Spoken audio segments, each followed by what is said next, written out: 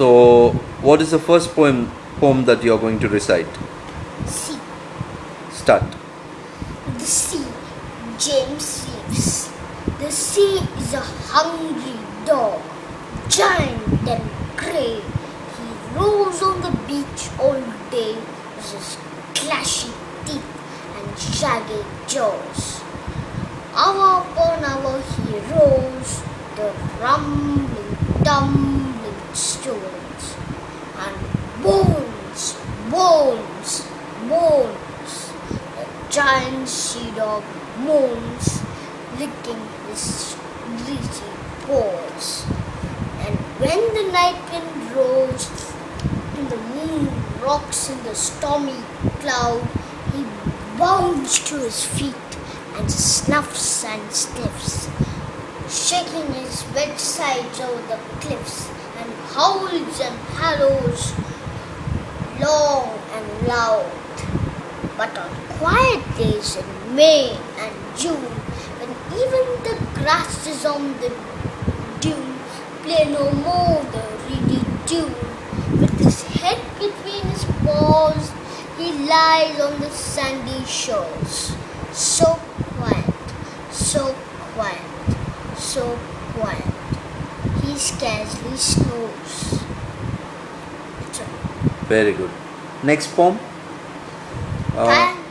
Yeah, tell me the Palanquin bearers. Palanquin bearers. Look at the camera.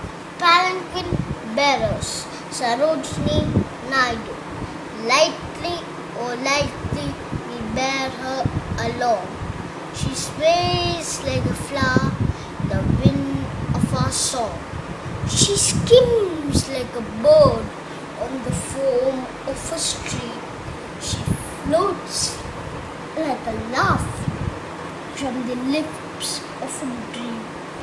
Gaily, oh gaily, we glide and we sing. We bear her along like a pearl on a string. Softly, oh softly, we bear her along. She hangs like a star in the dew of our song. She springs like a beam on the brow of the tide. She falls like a tear from the eyes of a bride. Lightly, oh lightly, we glide and we sing. We bear her along like a pearl on a string. Excellent. Now, the Night of the Scorpion. Start. The Night of the Scorpion. Nissim, Ezekiel. I remember the night my mother was stung by a scorpion. 10 hours of steady rain had driven him to crawl beneath the sack of rice. Parting with his poison, flash of diabolic tail in the dark room, he risked the rain again. The peasants came like swarms of flies and buzzed the name of God 100 times, paralyzed the evil one. With candles and with lanterns from giant scorpion shadows in the sun-baked walls, they searched for him. He was not found. They clicked their tongues. With every movement the scorpion made, his poison moved in mother's blood, they said. May he sit still, they said. May the sins of your previous birth be burned away tonight, they said. May the suffering decrease the misfortunes of your next birth, they said.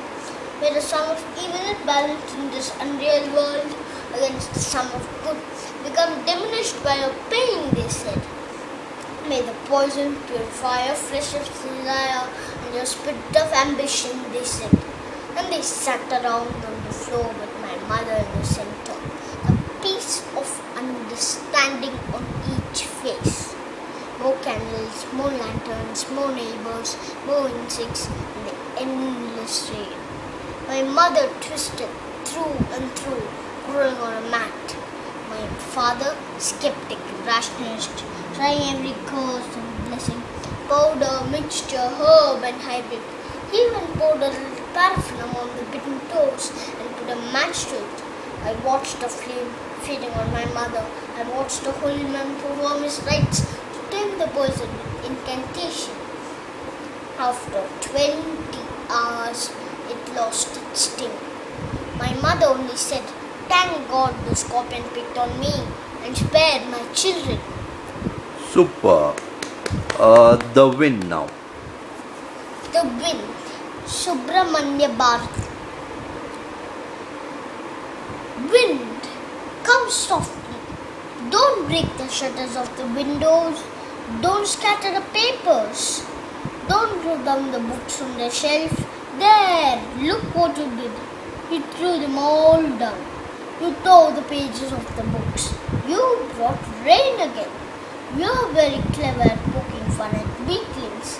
Frail, crumbling houses, crumbling doors, crumbling rafters, crumbling wood, crumbling bodies, crumbling lives, crumbling hearts. The wind god willows and crushes them all. He won't do what you tell him. Aadhi, sit direct. Sukha. Let's build strong homes. Let's join the rose fold. Practice to firm the body. Make the heart steadfast. Do this and the wind will be friends with us. The wind blows out weak fires, makes strong fires roar and flourish. His friendship is good. We praise him every day. Superb. Now you will tell me all the world's stage. All the World's Stage by William Shakespeare. All the world's a stage, and all the men and women merely players. They have the exits and the entrances, and one man in his time plays many parts. His acts being 7 ages. At first the infant, mewing and puking in the nurse's arms, and then the whining schoolboy with his satchel and shining worn face, creeping like snail unwillingly to school. And then the lover, sighing like furnace, with a woeful ballad made to his mistress's eyebrow.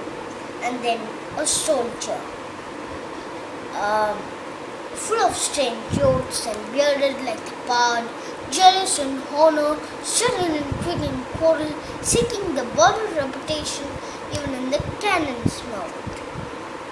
And then the justice, in fair round belly, good capone line, with eyes severe and beard of formal cut, full of wise oaths and modern instances, and so he plays his part.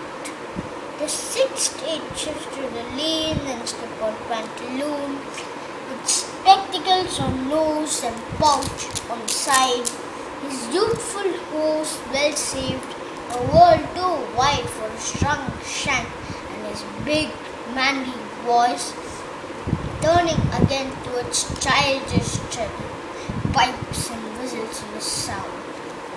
Last scene of all, which ends the strange eventful history, is second childishness and mere oblivion. Sans teeth, sans eyes, sans taste, sans everything. Excellent. Superb recitation. Thank you. Bye bye. Bye.